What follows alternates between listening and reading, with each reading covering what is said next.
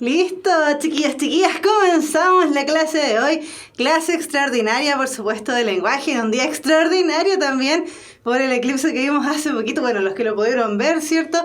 Espero que estén súper bien. Ya vi que ha llegado harta gente en el chat, así que bienvenidos sean todos ustedes. Comienza el ballet cósmico acá en Puntaje Nacional. Ya, chiquillos, dijimos, la clase anterior, la última clase que tuvimos, ¿cierto? Que era de género narrativo, que ya la pueden ver en el canal de YouTube, ya la subieron, ayer la vi.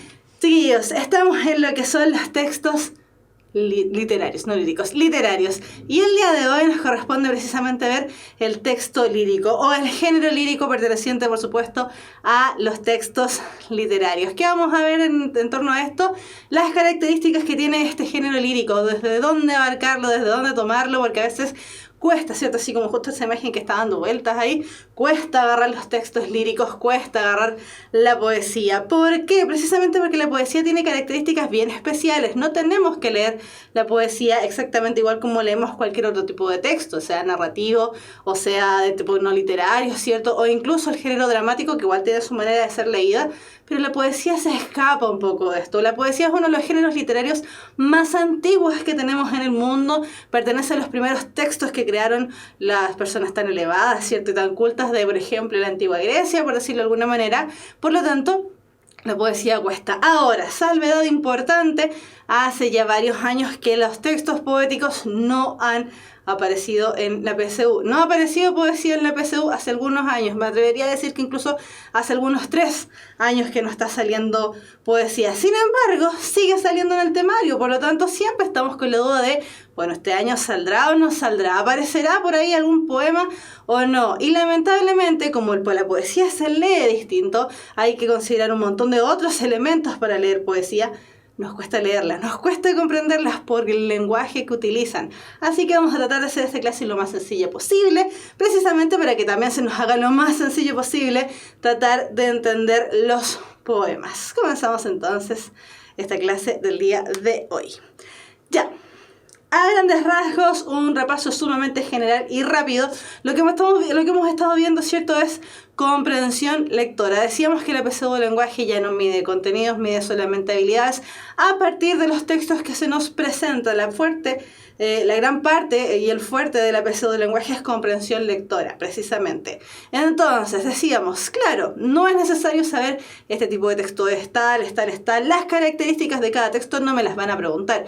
Pero sin duda, y tal como vamos a ver el día de hoy, sin duda que pucha que sirve saber cada uno de los elementos que constituye cada uno de estos tipos de textos, precisamente porque como tienen características distintas, apuntan a un público distinto, tienen también ciertas secuencias distintas, hay que analizarlos desde ese punto de vista para poder comprenderlos adecuadamente. Entonces, textos no literarios, nosotros ya los vimos para quienes se están integrando recién, ¿cierto?, a las clases. Texto no literario ya lo vimos, ya lo repasamos, estuvimos viendo, ¿cierto?, a qué nos referíamos cuando hablábamos con lenguaje denotativo, qué era objetivo, la realidad y la función representativa del lenguaje que utilizan, ¿cierto?, este tipo de textos.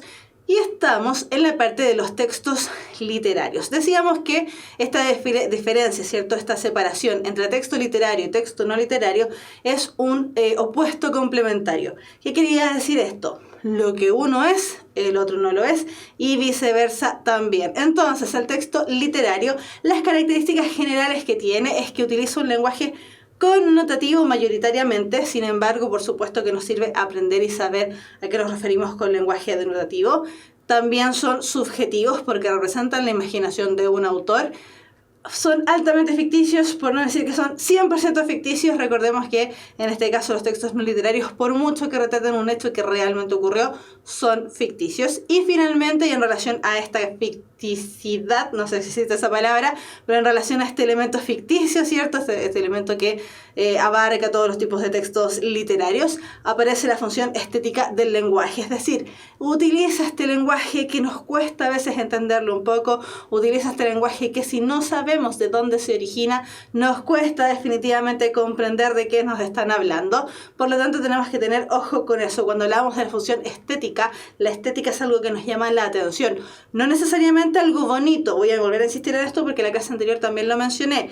La estética no necesariamente es lindo, el salón de estética no necesariamente nos deja bellos para nosotros. La belleza está en los ojos de quien mira, una cosa así.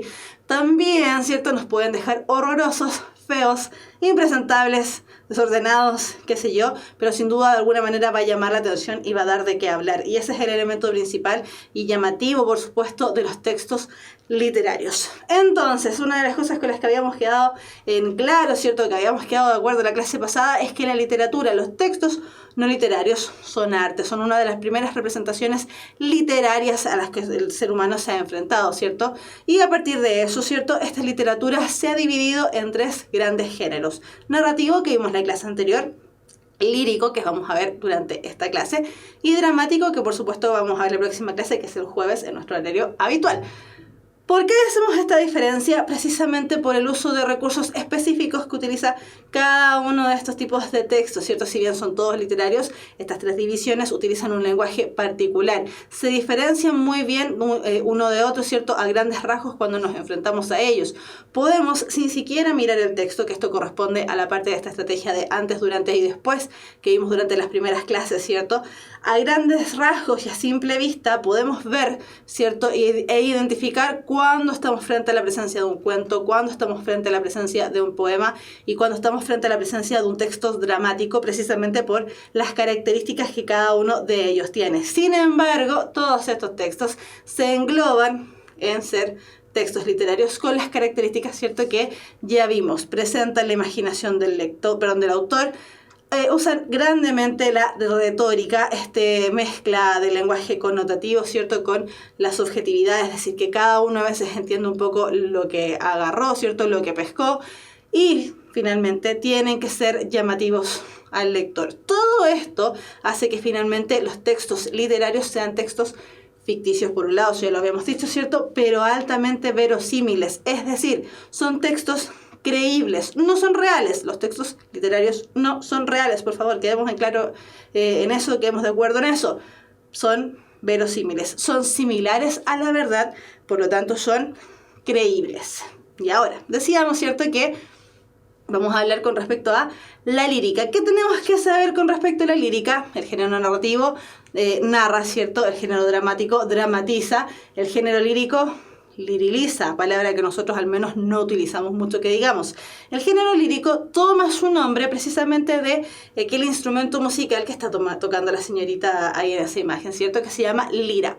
La lira es un instrumento de cuerda muy parecida al arpa, muy propio, ¿cierto?, de los campos chilenos, por ejemplo, que tocan tanta arpa, muy similar. ¿Por qué? Precisamente porque la poesía o la lírica nace acompañado de estos instrumentos y de ahí nace una de las características principales que nosotros podemos reconocer en los poemas, su musicalidad. Si nosotros escuchamos un poema, ¿cierto?, cualquiera, da lo mismo, incluso las rimas infantiles, nos damos cuenta que presentan un ritmo acompasado, es bastante rítmico, precisamente porque antes, ¿cierto?, que esto, recordemos, se origina en la antigua Grecia. Antes la gente no tenía la capacidad de escribir y multicopiar sus escritos. Por lo tanto, la única manera de dar a conocer aquel único texto que habían creado era que personas se lo aprendieran de memoria y fueran de pueblo en pueblo narrando o cantando, ¿cierto?, en este caso, las historias o los poemas que inventaban en aquella época. Por lo tanto, piensen ustedes mismos cuando eran más pequeñitos, e incluso ahora, que son técnicas que nosotros podemos utilizar perfectamente como técnicas de estudio, la mejor manera de aprendernos algo es haciendo una rima. De hecho, por eso mismo muchas veces nos aprendemos canciones que ni siquiera nos gustan, que decimos, esa canción es una basura, pero me la aprendí igual. ¿Por qué? Por el alto ritmo que posee esa canción. Por ejemplo, el reggaetón, ¿cierto? No estoy esperando no ofender a nadie, pero el reggaetón, por ejemplo, utiliza rimas muy simples. Por lo tanto, por eso también, aunque incluso no nos gusta el reggaetón, nos aprendemos las canciones que aparecen ahí o que escuchamos pocas veces. Podemos haberla escuchado 2 veces y ya somos capaces de repetirla. Eso es lo que genera la lírica, eso es lo que genera, ¿cierto?, este movimiento acompasado que presentan los textos líricos, los textos literarios de tipo lírico. Por eso mismo, los poemas tradicionalmente presentan la misma estructura. rima, verso y estrofa, que consideraríamos eso, ¿cierto? Su estructura externa. Entonces, lo que se ve a grandes rasgos. Ahora, los poemas, el género lírico, privilegia la expresión de sentimientos, como dice ahí, utilizando lo que se conoce como el lenguaje figurado o también connotativo. Desde ese punto de vista, entonces, hace que este tipo de texto, si bien ya decíamos y ya sabemos, pertenece, ¿cierto?, al género, al texto literario, sean altamente subjetivos. Como utilizan, este es el texto que más utiliza la retórica dentro de su composición. Vamos a inmediatamente ver qué es la retórica, ¿cierto?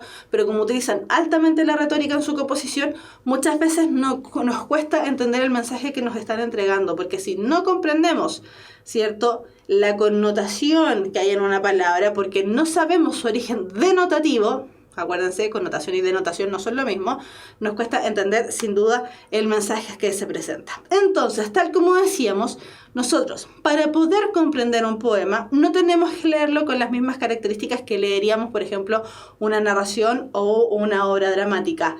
Debemos entenderlo, debemos apreciarlo, ¿cierto?, desde el punto de vista tanto de su estructura externa como su estructura interna. Todo eso compone el poema, por lo tanto, como lo componen tantas cosas, insisto, nos cuesta entender poesía. Pero una vez que aprendemos a rescatar cada uno de estos elementos, podemos sin duda, y se nos hace sin duda, insisto, para nada difícil entender lo que aparece ahí. Entonces, el poema, o los poemas, presentan dos tipos de estructuras al mismo tiempo: la estructura externa y la estructura interna. La estructura externa, que es la que aparece en verde más clarito, ¿cierto? La estructura externa es la que está relacionada con la que nosotros simplemente vemos o simplemente escuchamos. ¿Por qué? Está compuesta por el verso, por la estrofa y por la rima. Vamos inmediatamente a definir cada uno de ellos. Y la estructura interna es aquella que debemos analizar, ya no ver y escuchar, sino que analizarla, es decir, internalizar el mensaje que me están entregando, tratar de comprenderlo. ¿A partir de qué elementos? Del hablante lírico, el objeto lírico, el temple de ánimo, el motivo lírico y la actitud lírica. Recuerden esas clases de lenguaje, ¿cierto?, que les hacían tal vez cuando más pequeños, los que ya salieron del colegio o los que todavía están sufriendo con estas clases de lenguaje, que el profe le dice, pero el hablante lírico, ¿cuál es? Y yo digo, no sé, no me acuerdo ni siquiera lo que es el hablante lírico, porque la poesía tiene muchos elementos. Es real, cuesta a veces entender este mundo lírico, pero de que se puede, se puede. Entonces, en relación a la estructura externa, como decíamos, ¿cierto?, los poemas se constituyen de dos estructuras. La primera de ellas externa, es decir, lo que podemos ver y lo que podemos oír. Lo que podemos ver a grandes rasgos, parte original de la lectura, de esta técnica que vimos a inicio de años, antes, durante y después de la lectura. El verso, ¿cierto? El verso es cada una de las líneas que compone el poema, mientras que la estrofa es este grupo o conjunto de aquellas líneas de las que estábamos hablando, que correspondería más o menos, o podríamos decir, así como acercándonos un poquito a lo que manejamos mejor, ¿cierto? Las estrofas son estos grupos de oraciones que componen los poemas. Generalmente el cambio de estrofa lo producimos a través de o el corte que produce un punto aparte, ¿cierto? Es decir, cambiamos de renglón, o también a través del cambio de ritmo en una poesía. Entonces, la estrofa, por decirlo de alguna manera, cobra las mismas características o bastante similares características a lo que vendría siendo un párrafo en cualquier otro tipo de texto. Mientras que la rima, que es la parte que podemos escuchar cuando estamos precisamente alguien nos está recitando un poema, la rima es la cadencia musical que se produce entre dos o más versos, es decir, entre dos o más que de las líneas que componen todo el poema. Mientras que por otro lado, cuando vamos escuchando un poema, cuando vamos leyendo un poema, nos vamos a dar cuenta que hay otros elementos que ya corresponden a la estructura interna y que deben ser analizados para precisamente poder comprender mejor de qué me están hablando, qué es lo que me quieren decir, por qué aparecen esos textos ahí, esas cosas tan raras que presentan. Entonces, Primero, decíamos, tenemos el hablante lírico. El hablante lírico, para hacer una comparación de alguna manera, es lo que vendría siendo el narrador en la obra narrativa. Esto ya lo vimos, por lo tanto por eso podemos hacer esta comparación, ¿cierto? El hablante lírico es una voz ficticia que se está expresando como emisor. Por lo tanto, aquí también tenemos que hacer dos separaciones, igual como lo hicimos en la clase anterior, entre autor y narrador. Acá también tenemos que hacer la separación entre autor y hablante lírico. El hablante lírico es ficticio, es creado por el autor. No podemos afirmar, por ejemplo, que el hablante lírico en la Oda Alcaldía de Congrio sea Pablo Neruda. Pablo Neruda es el escritor, pero insisto, no podemos afirmar que sea el hablante lírico. ¿Por qué? Porque, por ejemplo, una persona que es hombre, ¿cierto?, y que se condice con su rol de hombre, podría perfectamente escribir una canción o un poema generando la confusión con el hablante lírico, es decir, él es un hombre, se reconoce como tal, mientras que en el poema cobra, por ejemplo, la voz de una mujer, o al revés, una mujer que además se reconoce como tal, ¿cierto?, se presenta en la voz ficticia que ha creado como un hombre. Por lo tanto, el hablante lírico no necesariamente es la misma persona que la escribe. Para que quede aún más claro, esta persona, hombre o mujer, da lo mismo, esta persona que escribe el poema, Juanito de los Palotes, crea un poema, pero cobra la voz de un perrito, por ejemplo, ¿cierto? O un gatito, y dice que su ama, no sé, le lleva comida todas las mañanas y por eso está muy agradecido. En ningún caso el hablante lírico es lo mismo que el autor. Incluso en el momento, y eso lo vamos a ver, por ejemplo, en el ejemplo que aparece hacia el final de la clase, incluso esto lo podemos apreciar cuando el autor se reconoce a sí mismo como hablante lírico. Por ejemplo, que en algún poema, voy a volver a Pablo Neruda, por ejemplo, en algún poema Pablo Neruda dice: yo, Pablo Neruda, nací en tal parte, qué sé yo. O el poema que hizo Nicanor Parra, ¿cierto?, que es su autorretrato y dice que él nació en tal parte, que es un hablante lírico. No podemos afirmar que sea el mismo autor el que está hablando ahí. Ahora, ¿cómo reconocemos al hablante lírico en el poema? Buscando indicios que indique quién habla en el poema. ¿Cómo podemos buscar esos indicios? Por ejemplo, a través del género gramatical que toman ciertas palabras, como los adjetivos o como los sustantivos, o también a veces, incluso no siempre, algunos verbos. Muy poquitos, pero los adjetivos y los subjetivos, los adjetivos y los sustantivos sin duda que nos dan información. Ella es linda, él es lindo, ¿cierto? Nos dice inmediatamente a qué tipo de elemento nos estamos refiriendo. El objeto lírico son las circunstancias o ser que provocan un estado anímico determinado en el poema, es decir, el elemento que hace o que nos indica, ¿cierto?, que ese poeta escribió ese poema. Porque ¿cómo identificamos el motivo lírico, el objeto lírico?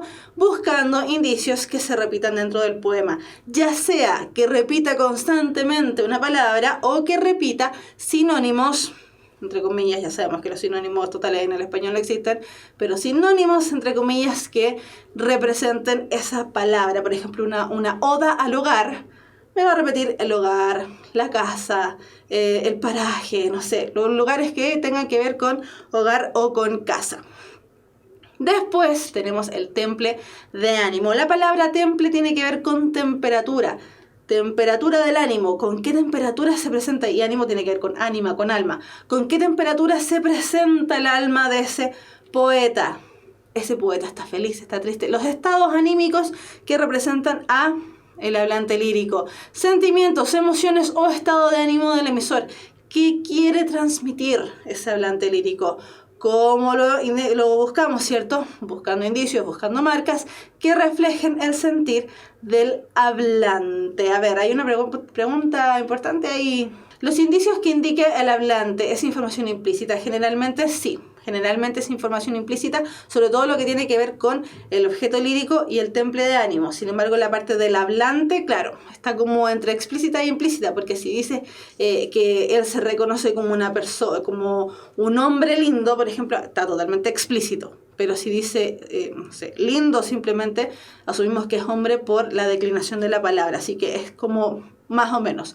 Pero el temple de ánimo, sin duda es mayoritariamente implícito, a no ser que nos diga, insisto, vuelvo a explicar, a que nos diga, me siento triste. Bueno, ya me está diciendo que su temple de ánimo es la tristeza, está triste. Ya, pero si aparece, hay como que ver, hay como que buscarlo, a veces aparece explícito o implícito. Después tenemos motivo lírico. El motivo lírico es el porqué, la idea o concepto que predomina dentro de esta obra lírica, ¿cierto? Dentro de este poema. ¿Cómo identificamos el motivo lírico? Buscando palabras que se relacionen por su significado y que configuren una idea central. Dicho de alguna otra manera, el motivo lírico representa, ¿cierto?, lo que vendría siendo el tema, o lo que vendría siendo también, podríamos decirlo de alguna manera, la idea central, es decir, la idea principal del poema completo. Recordemos que estas ideas principales es sumamente útil extraerlas en cada uno de los textos a los que nos enfrentamos. ¿Por qué? Porque sí o sí, en algún momento nos van a salir preguntas del tipo de qué se trata el texto o el párrafo tanto, cómo se puede resumir, qué dice el párrafo tanto, qué dice... la conclusión, ¿cierto? Van a salir ese tipo de preguntas, así que siempre, chiquillos, acostúmbrense a esto, a identificar el tema de la obra que estén viendo, leyendo, da lo mismo, ¿cierto? Que se estén enfrentando y del tipo de que sea, ¿cierto? Texto literario o no literario, siempre extraigan tema, idea principal y algunas ideas secundarias, porque también me pueden preguntar por ideas secundarias. Ya, y finalmente, dentro de los elementos que corresponden a la estructura interna del poema, es decir, esos elementos como que están pero no están, tenemos la actitud lírica. El hablante lírico, ahí sí, el hablante lírico toma una postura, una manera de contarnos lo que le está pasando o lo que está viendo o lo que está experimentando de alguna manera. Por lo tanto, la actitud lírica es la forma que utiliza el hablante para presentar los sentimientos en el poema. Recordemos que los poemas generalmente representan sentimientos. Por lo tanto, ¿cómo lo hace? ¿A través de qué medio? ¿A través de mecanismo? Me cuenta una historia, se abre y se sincera conmigo receptor, ¿cierto? ¿Cómo lo hace? Me cuenta, insisto, o le habla a un otro. Dice, tú hiciste tal cosa y me hiciste sufrir, porque generalmente son como súper sufridos. Entonces tú hiciste tal cosa y me hiciste sufrir. Le está hablando a un otro. ¿Qué elemento toma? ¿Qué indicio toma? Por lo tanto, la actitud lírica, como ya decíamos, para identificarla, tenemos que buscar los verbos que indican a la persona en el poema. Para que quede más claro. Tenemos que fijarnos. Me cuenta una historia, le habla a un otro, o habla constantemente de sí mismo. Estas son las actitudes líricas y que podemos dividirla en tres. Vayan acordándose de sus clases de lenguaje. Teníamos la actitud enunciativa, es decir, la que enuncia, la que cuenta. La actitud apelativa, o también conocida como apostrófica, de lo mismo el nombre, es la misma, ¿cierto? Que se va a referir a un otro, lo está apelando, le está diciendo contéstame por favor porque te estoy hablando a ti. Y tenemos la actitud carmínica, o también conocida como actitud de la canción, donde el poeta habla de sí mismo. Canta una canción, pero de sí mismo. La actitud enunciativa utiliza la tercera persona del verbo, es decir, él o ella, como ya decíamos, nos cuenta una historia. En las canciones, ¿cierto? Se utiliza mucho este recurso, por ejemplo, bien rebuscado, bien... terrible, ¿cierto? Por ejemplo, las historias de Taxi, de Ricardo Arjona, por poner un ejemplo, ¿cierto? O la historia del diablo y la muerte de La Renga, para poner un ejemplo como más rockero. Tenemos una idea, una historia que se nos va contando a través de un poema. Ejemplo, era un pobre diablo que siempre venía. Me está hablando de alguien. Y me va a contar probablemente la historia de ese alguien. La actitud apelativa utiliza la segunda persona del verbo, es decir, utiliza o le habla a un tú, a un usted, o también puede ser a un vos, que al menos acá en Chile no lo utilizamos, pero sí se utiliza mucho en Argentina y en poemas en Argentina y en Uruguay, y en poemas antiguos de España, por ejemplo. Por lo tanto, la actitud apelativa, como ya les decía, apela a un otro, le habla a un otro, se dirige a alguien. Ya te vas para no volver, le habla a una otra persona. Y por otro lado teníamos la actitud carmínica o de la canción, se refiere a lo mismo, las personas que se llamen Carmen, si tienen alguna tía, abuelita, mamá que se llame Carmen, su nombre significa canción. La actitud carmínica habla de un yo. Estoy todo el rato hablando de mí, sumamente egoísta, sumamente egocentrista, pero utiliza, por lo mismo, la primera persona del verbo, es decir, yo. Muestra los sentimientos del hablante porque se está exponiendo a ese hablante lírico, nos está dando cuenta de lo que le pasa. Yo muero extrañamente, a mí me pasa tal cosa, yo siento que... Está todo el rato hablando de sí mismo, a mí me pasó. Hablo de mí, hablo de yo, no estoy hablando de usted, no estoy hablando de aquella, no estoy contando una historia, hablo de mí. Carla dice, el emisor entonces es el hablante lírico y no el poeta. Exactamente, Carla, has dado en el punto. Felipe Rojas, ¿puede haber matices en las actitudes? ¿Mezclas? Sí, Felipe, puede haber, pero siempre hay una que va a predominar. Las canciones, por ejemplo, mezclan mucho, ¿cierto? Las actitudes. Por ejemplo, hablan de yo, me está pasando tal cosa, bla, bla, bla, bla, pero tú hiciste tal cosa. Carmínica y apelativa. Sin embargo, siempre hay una que va a primar. En el caso de las canciones, por ejemplo, es fácil reconocerla porque la primacía generalmente se ve y se aprecia en los coros. En los poemas cuesta un poquitito más, hay que buscarlo un poco más. Pero sí, se pueden dar mezcladas, pero una predomina. ¿En qué se diferencia la actitud lírica versus el temple de ánimo? Esa era la pregunta de Maxi. Ya, ¿en qué se diferencian? La actitud lírica es la manera en que el poeta se expresa, es decir, qué recurso retórico o literario utiliza para hablar. ¿Va a hablar de sí mismo? ¿Le va a hablar a un otro? ¿O nos va a contar una historia? Pero eso está mediado, ¿cierto?, por el temple de ánimo. Voy a hablar de mí mismo, que me siento muy triste. Te voy a hablar a ti porque te has sentido muy triste. Voy a hablar de Juanito porque Juanito últimamente se ha sentido muy triste. Las tres actitudes, pero el mismo estado, perdón, distintas tres actitudes, ¿cierto? Carmínica, apelativa o enunciativa, pero todas tienen el mismo temple de ánimo, todas sienten lo mismo básicamente. Por lo tanto, en eso se diferencian. Las actitudes es la manera de expresarse, mientras que el temple de ánimo es la animosidad, el ánimo, el estado anímico, ¿cierto?, con el que se presenta este hablante lírico. Esa es la diferencia entre uno y otro. Ya, entonces, para que quede más claro aún, tenemos un poema que llega al alma, porque esos son los poemas, que se llama No volveré a ser joven, no como ustedes que están en la flor de su juventud, no, pero este es un poema, ¿cierto?, que dice, no volveré a ser joven. Ya desde el poema desde el título, el hablante lírico me está diciendo, yo no volveré a ser joven. Ya se está presentando a sí mismo y que probablemente este texto va a ser de características carmínicas. No volveré a ser joven. Que la vida iba en serio, uno lo empieza a comprender más tarde. Como todos los jóvenes, yo vine a llevarme la vida por delante. Dejar huella quería y marcharme entre aplausos.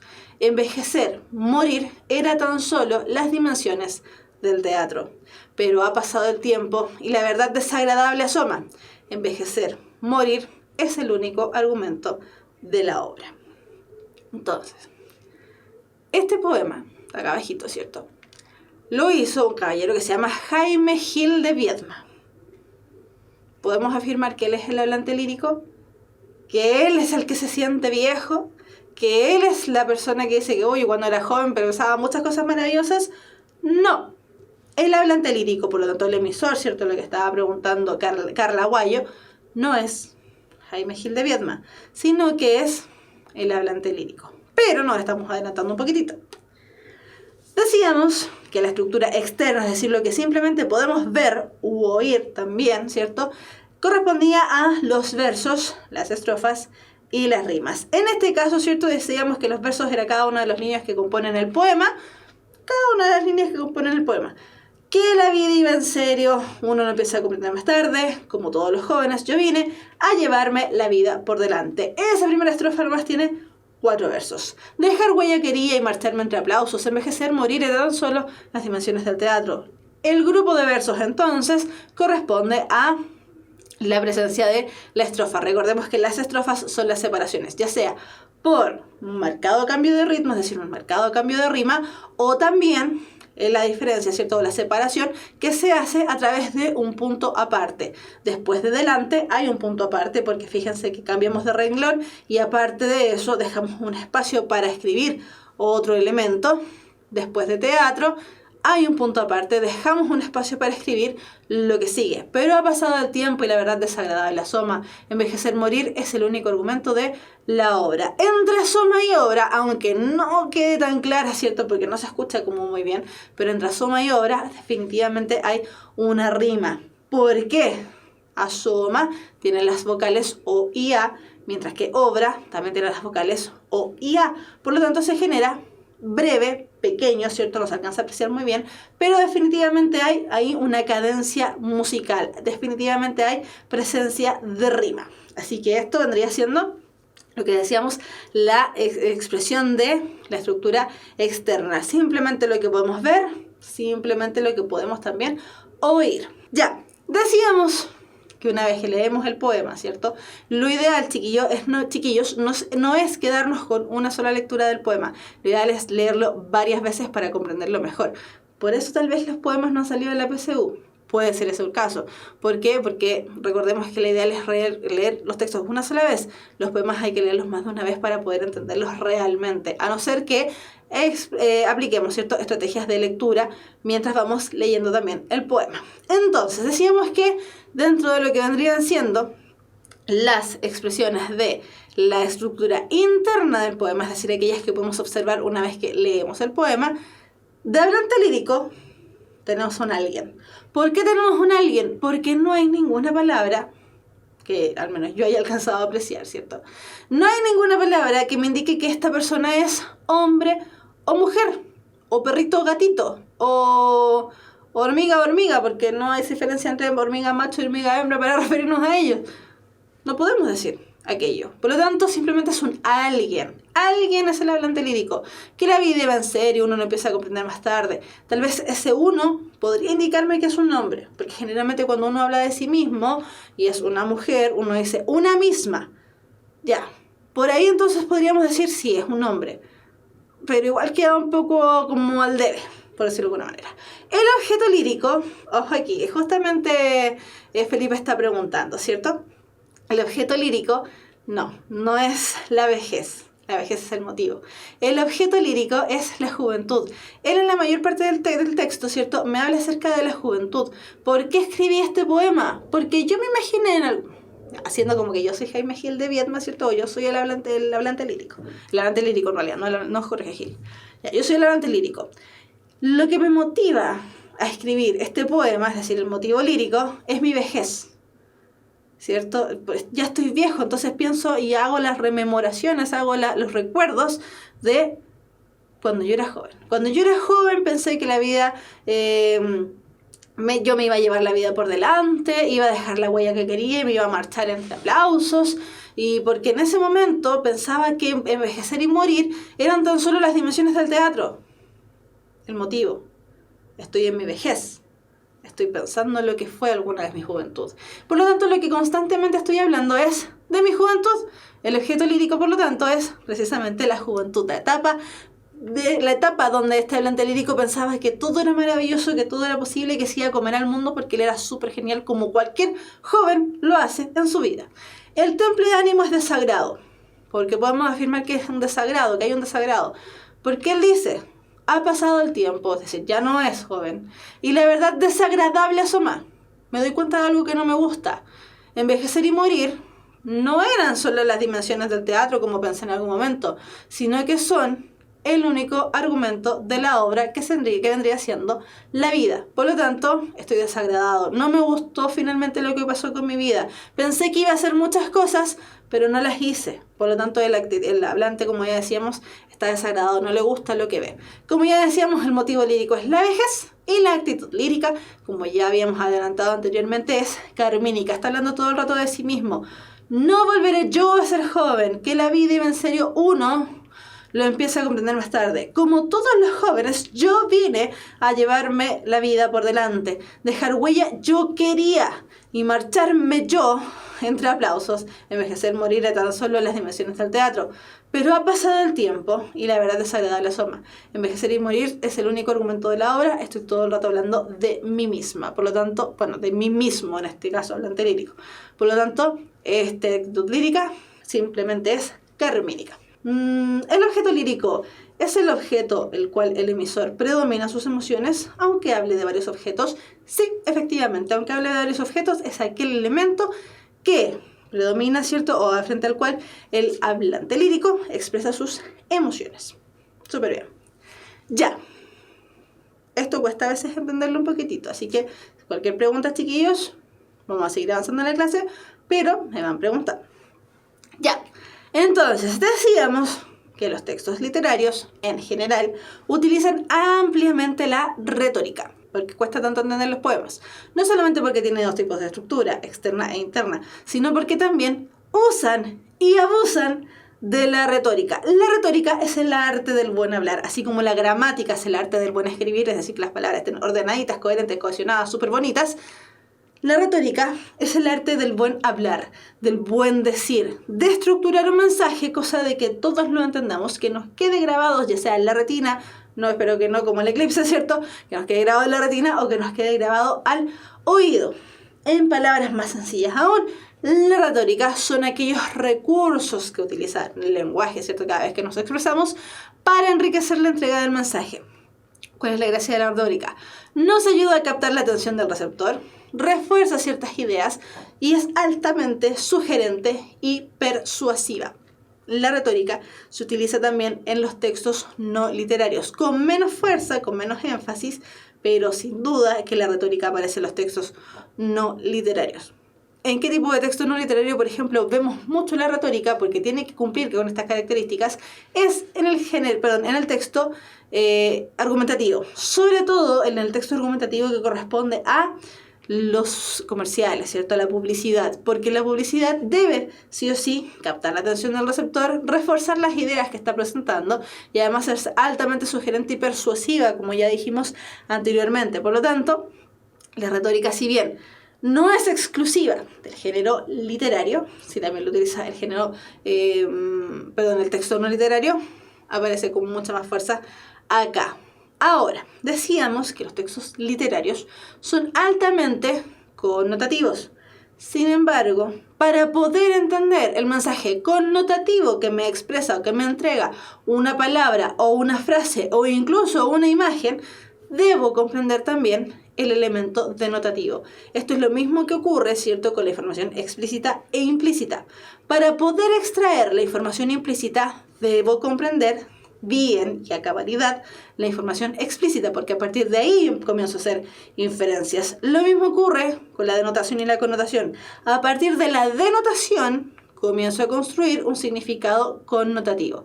Por ejemplo, ¿cierto?, muy adecuado al día. El sol ha sido arropado y cubierto por la luna. El sol no se puede arropar, ¿cierto?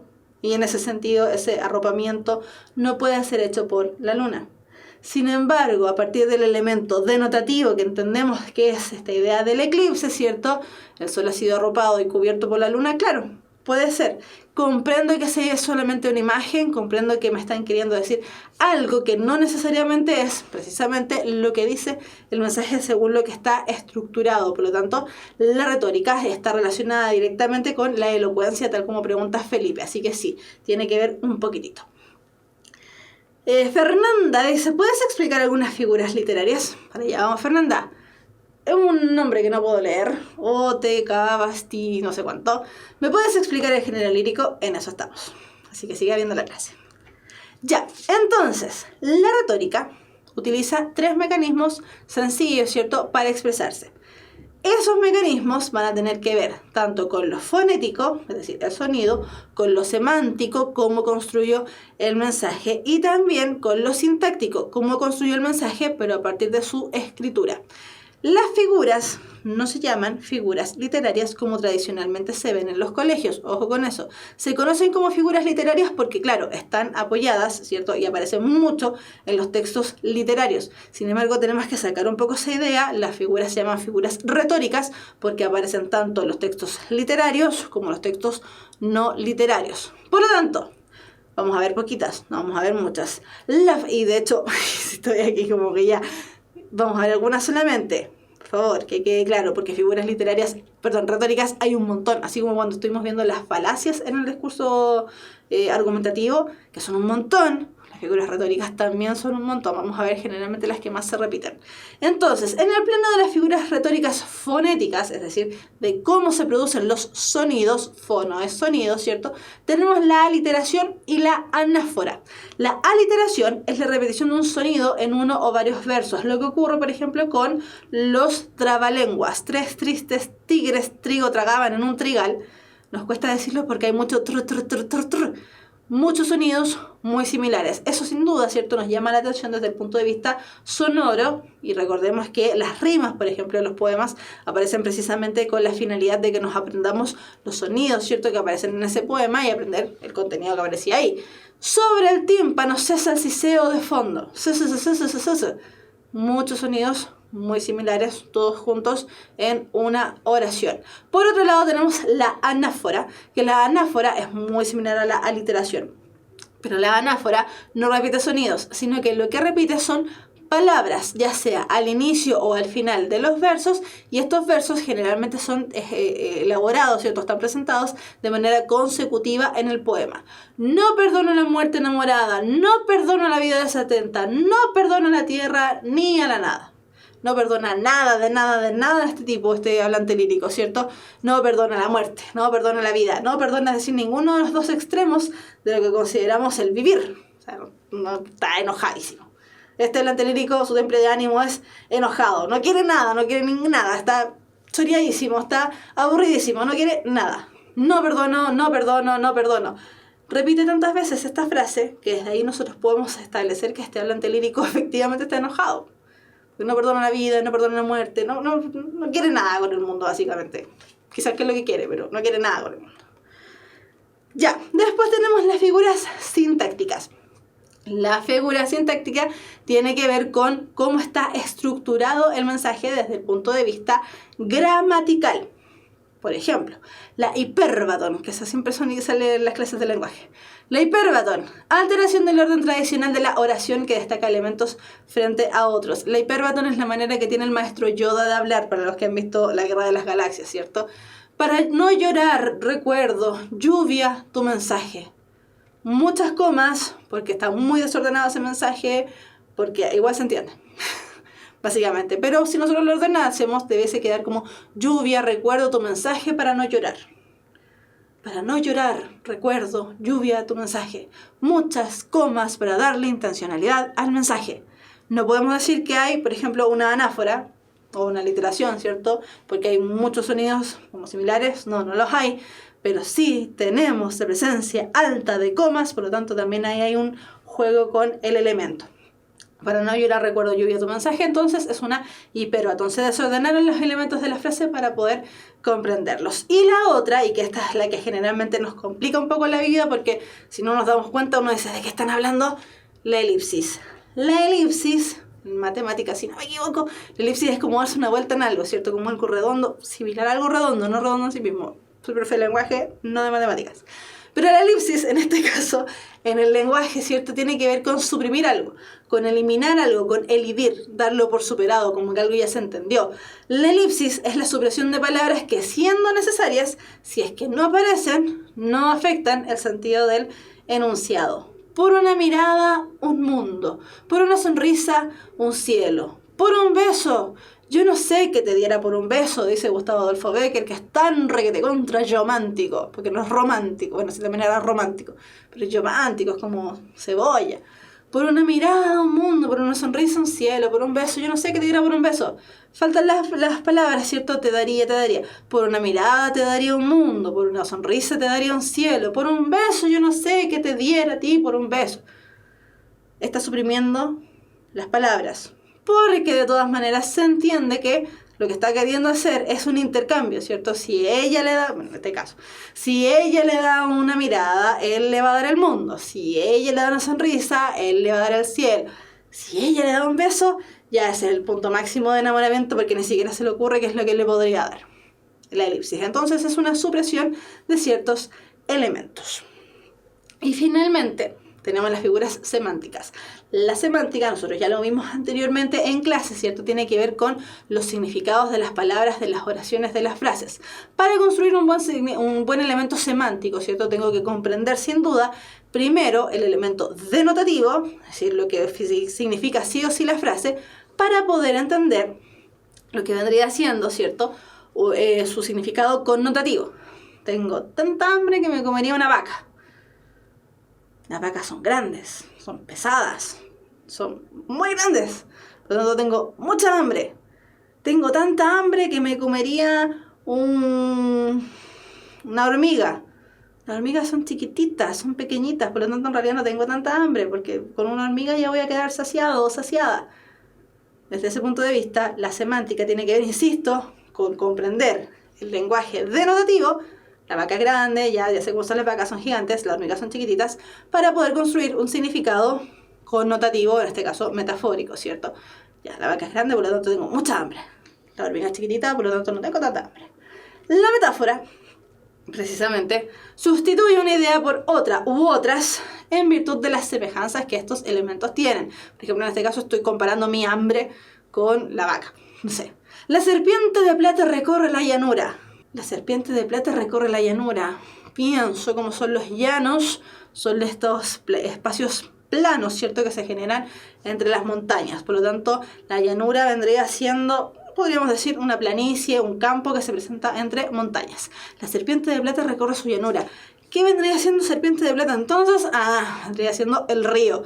¿Por qué puedo hacer una asimilación entre la serpiente de plata y el río? Porque claramente de día, ¿cierto? Cuando el río le llega la luz del sol, parece plata.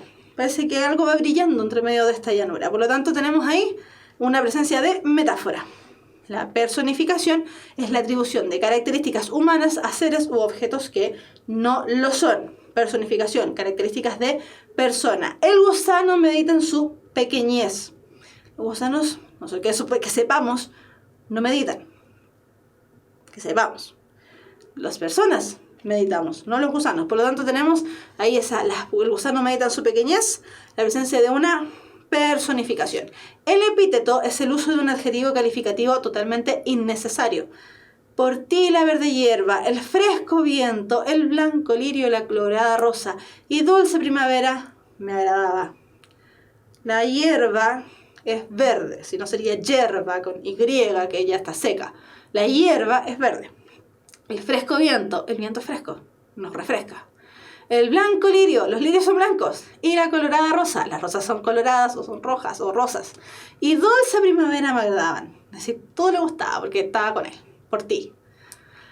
Comparación, por otro lado, es muy similar a la metáfora. La comparación hace exactamente lo mismo, el mismo juego que la metáfora. Establece la comparación, establece la semejanza entre dos elementos, pero la diferencia está en que la comparación precisamente utiliza conectores comparativos para hacer esta comparación. Lo hace mucho más explícito desde ese punto de vista.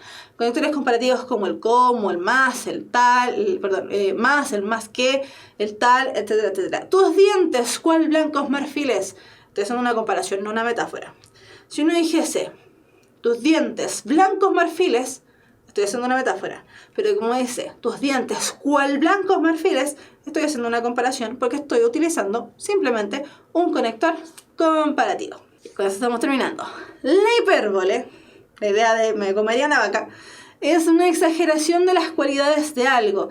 Érase el espolón de una galera, érase una pirámide de Egipto, las 12 tribus de narices era una nariz gigante. El espolón de una galera es puntudo. La pirámide de Egipto también es puntuda y es muy alta. Las 12 tribus de narices eran muchas narices juntas, conformando una sola nariz. Una nariz gigante. Como cuando, por ejemplo, hicimos una ensalada de papas con mayo, de papas mayo, ¿cierto? Papas con mayo, sí, está bien. Papas con mayonesa, para los extranjeros, que a nosotros en Chile nos encanta la ensalada de papas mayo. Pero uno dice, parece ensalada de mayo con papas. Tenía más mayonesa que papas. Un fiasco esa ensalada. Por lo tanto, eras el espolón de una galera, eras una pirámide de Egipto, las 12 tribus de narices era la tremenda nariz. Gigante, muy, muy, muy grande. Una exageración, pero por donde lo miremos. Una exageración del porte de un buque. Una hipérbole. Y la antítesis, por otro lado, es la reunión de palabras o frases contrarias u opuestas que al estar juntas adquieren un nuevo significado. Desde ese punto de vista, entonces, la antítesis se parece mucho al epíteto. La diferencia está en que el epíteto utiliza los adjetivos calificativos correspondientes, mientras que la antítesis contrapone, ¿cierto?, dos elementos para generar un significado completamente nuevo. A mis soledades voy, de mis soledades vengo. Donde vivo y donde muero. No estoy bien ni mal conmigo. O sea, no estoy en ninguna parte. Estoy construyendo un significado totalmente. No estoy aquí, no estoy allá, ni acá, ni maracuyá. Nada, no estoy en ninguna parte. A mis soledades voy, de mis soledades vengo. Me voy a mi soledad. Me vengo a mi soledad. Está solo. Donde vivo y donde muero. O sea, no estoy ni aquí ni allá. Ni estoy bien, ni mal conmigo. No estoy nada. Así como muy contrario a la idea del primer hablante, ¿cierto? Que estaba enojado con todo. No, este no está ni ahí con nada. No le importa absolutamente nada. Ya, hay algunas preguntas. La retórica es una pregunta que no se espera respuesta. No, Fernanda, la pregunta retórica es una pregunta de la que no se espera respuesta. La retórica de por sí abarca a la pregunta retórica, tiene que ver con estos recursos del lenguaje que utilizamos. ¿Cuánto tiempo queda del vivo? Poquito, ya estamos terminando. ¿El epíteto siempre debe ser una redundancia? Sí, el epíteto es altamente redundante. Sí. ¿Cuáles serán los conectores comparativos? Todos aquellos conectores que establecen, tal como es el nombre, una comparación. Siempre utilizamos el como, generalmente. Ya, pero hay más. En este caso, decíamos acá, ¿cierto? El como, el más que, eres más grande que yo, eres más pequeño que yo, eres menos alto que yo, eres menos bajo que yo. Todos los elementos que establezcan una comparación con alguien. Mantoy ocupa harto antítesis. Oh, no sé lo que es Mantoy. No sé lo que es eso. Ya, nos vamos a la parte práctica de la clase. Con eso ya estamos terminando pronto. Y si no hay cómo, es metáfora, dice Fernanda. Sí, efectivamente, si no hay cómo, es metáfora.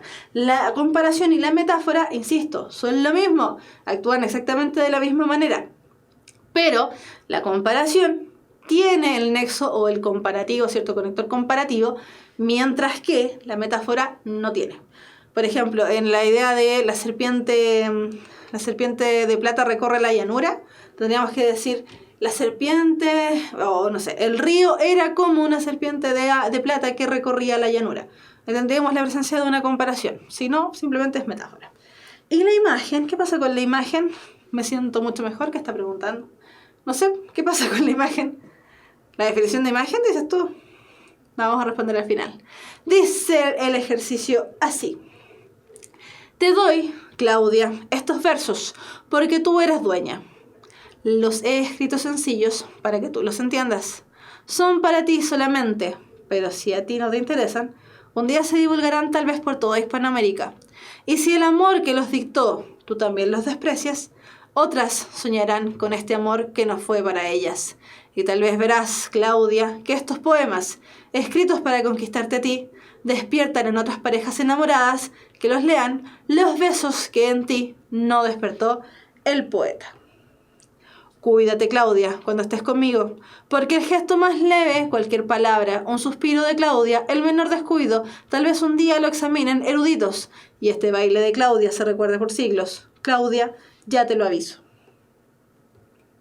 De estos cines, Claudia, de estas fiestas, de estas carreras de caballos, no quedará nada para la posteridad, sino los versos de Ernesto Cardenal para Claudia, si acaso, y el nombre de Claudia que yo puse en esos versos, y los de mis rivales, si es que yo decido rescatarlos, del olvido, y los incluyo también en mis versos, para ridiculizarlos. Esta será mi venganza, que un día llegue a tus manos el libro de un poeta famoso y leas estas líneas que el autor escribió para ti y tú no lo sepas. Este poema entonces es de Ernesto Cardenal, tal como decía Nicolás Robert, ¿cierto? Y se llama Epigramas. Pregunta: ¿quién es el hablante lírico? Esta no es la pregunta de la clase, pero esa pregunta mala onda que hace la profe a veces. ¿Quién es el hablante lírico de este poema? Ya, en este caso, por ejemplo, un enamorado también pregunta Fernanda. Con tocaya, no me he dado cuenta. En este caso, ¿cierto? El autor es Ernesto Cardenal. ¿Por qué me da por decirle Calderón? Ernesto Cardenal. Y el hablante lírico también podríamos llamarle Ernesto Cardenal, ¿cierto? Porque se reconoce a sí mismo. Sino los versos de Ernesto Cardenal para Claudia, si acaso, y el nombre de Claudia que yo puse en esos versos y los de mis rivales, bla, bla, bla.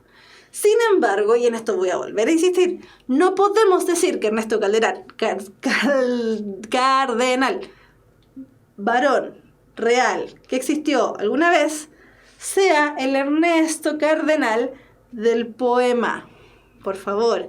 Para hacerlo más sencillo, entonces podríamos decir que en este caso, por ejemplo, el hablante lírico es un poeta, ¿cierto? Porque él también se presenta a sí mismo como poeta, en algún momento.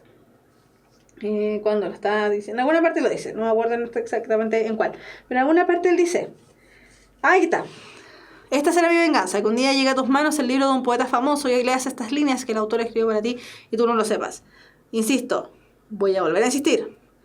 Si bien Ernesto Cardenal, varón, poeta que existió, bla, bla, bla, escribe este poema, no podemos afirmar que sea el hablante lírico. La dificultad que se nos presenta aquí es que este hablante lírico se nos presenta como Ernesto Cardenal, pero Ernesto Cardenal ente, no Ernesto Cardenal autor. Ya, espero que eso haya quedado claro, no son la misma persona. Ya. Pregunta, ¿qué expresa el hablante lírico en la segunda estrofa del poema? Vamos a ver cuál era la segunda estrofa del poema. Dice, cuídate, Claudia, cuando estés conmigo, porque el gesto más leve, cualquier palabra, un suspiro de Claudia, el menor descuido, tal vez un día lo examinen eruditos y este baile de Claudia se recuerde por siglos. Claudia, ya te lo aviso. Entonces, ¿qué expresa el hablante lírico en la segunda estrofa del poema? Interés por transformar en poesía cada detalle de su amada, su incapacidad para olvidar un amor, o la admiración por los bailes dignos de estudio que realiza su amada. Solo uno, solo dos, solo uno y dos, solo dos, tres, solo uno, dos y tres. C-A-E, A-C. Vamos a ver si será 1 y 2. Ah, es solamente 1. Es correctamente la respuesta A. ¿Por qué? Dice ahí. En la segunda estrofa, que es donde nos estábamos centrando, ¿cierto? Por lo tanto es una información local. El hablante lírico no expresa directamente que transformará en poesía cada uno de los rasgos que observará en su amada cuando estén juntos, sino que se debe comprender que el gesto más leve, que cualquier palabra, que un suspiro o el menor descuido serán transformados en poesía. En conclusión, esta conclusión se desprende de que el baile de Claudia, es decir, los gestos, las palabras, los suspiros, los descuidos, por una parte será analizado posteriormente por eruditos o estudiosos literarios y por otra de que quedará fijado en el tiempo a través de los poemas compuestos a partir de este objeto lírico que en este caso vendría siendo Claudia, ¿cierto? Entonces la respuesta correcta es solo uno, que expresa el hablante lírico en la segunda estrofa del poema, el interés por transformar en poesía cada detalle de Claudia. ¿Por qué no su incapacidad para olvidar un amor? Porque en este caso, ¿cierto? Eso es lo que nos habla todo el rato, sino eso es lo que evidencia claramente el autor. El emisor. Él no se puede olvidar de Claudia, pero nos está centrando en la segunda estrofa del poema. La admiración por los bailes dignos de estudios que realiza su amada son los detalles, precisamente, ¿cierto? Por lo tanto, es una respuesta parcial, podríamos decirlo, ¿cierto? Es muy pequeñito para considerarlo como lo que está expresando el hablante lírico en la segunda estrofa. Seguimos. ¿Cuál es la finalidad comunicativa del poema? Y con esta vamos terminando también las preguntas, la ronda de preguntas. ¿Cuál es la finalidad comunicativa del poema? A. Ridiculizar a los pretendientes de Claudia, intentar una reconciliación con Claudia, asegurar los recuerdos de un desafortunado amor de juventud, presumir de la calidad de los versos dedicados a Claudia, hacer trascender el amor que Claudia no correspondió. Ernesto Cardenal estaba muy enamorado de Claudia, ¿cierto? Eso es lo que al menos nos queda claro en el poema. De Ernesto Cardenal. Dice Nicholas Robert. Ya, vamos a ver si efectivamente es la E con la que todos están de acuerdo. Y efectivamente, sí que sí, chiquillos. Hacer trascender el amor que Claudia no le correspondió. Eso es lo que quiere hacer con su poema Ernesto Cardenal, hablante lírico. Recordemos que él es el emisor.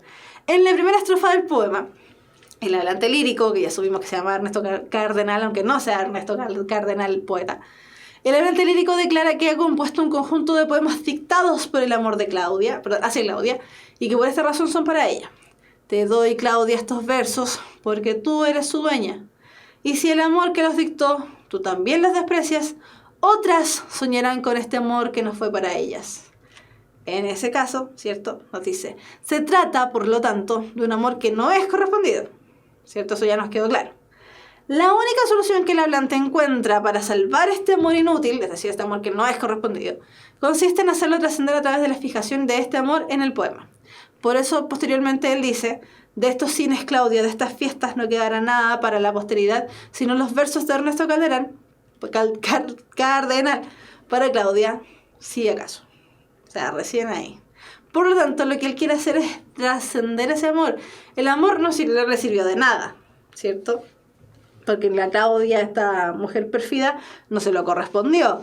Sin embargo, él dice: bueno, tú no quisiste este amor, pero otras igual van a soñar con este amor que no fue para ellas. Otras van a pensar que este poema fue para ellas, cuando en realidad era para ti, Claudia, pero tú no quisiste, así que no me importa.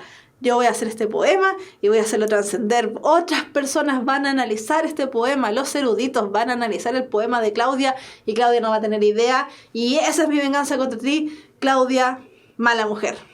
Fin.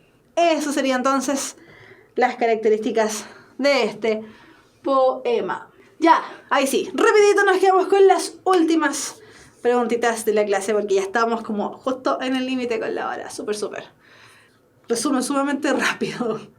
Unicorn Sophie. Ahora, con respecto a la retórica, ¿cierto? La retórica atraviesa todos los elementos, ya sean literarios o no literarios, pero se presentan con más fuerza o más ahínco en la parte literaria. Y dentro de los textos literarios, la poesía es precisamente la que toma con más fuerza, a su vez, también los elementos retóricos, ¿cierto? La anáfora, la anáfora, la hipérbole, la alepsis, la elipsis, ahí sí, y todos los elementos que estuvimos viendo. Mi nombre es super cool, sí pues, Unicorn Sophie. ¿Qué es la ironía? La ironía es decir una cosa por otra. Uy, qué lindo tu vestido, precioso. Y lo encuentro súper feo, horrible. Esa es la ironía. Decir una cosa por otra, decir algo bueno por algo malo.